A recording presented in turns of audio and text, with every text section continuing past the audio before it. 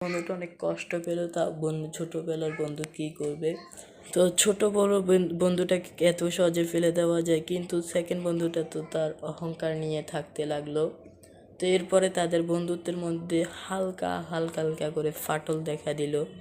এরপরে গিয়ে সেকেন্ড বন্ধুটা একদিন খেলতে লাগলো। খেলার পরে ও কাস্টম তো চিনোই তোমরা, আসলে কাস্টম বললো তোর কাছে কি কাস্টম আছে?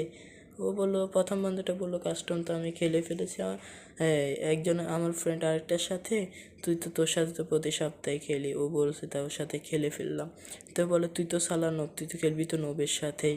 তখন প্রথম বন্ধুটা কষ্ট পেলো। তারপরে গিয়ে ওকে দ্বিতীয় বন্ধুটা প্রথম বন্ধুকে অল টাইম কিক মেরে দিত, ওর সাথে আর গেমই খেলতো না।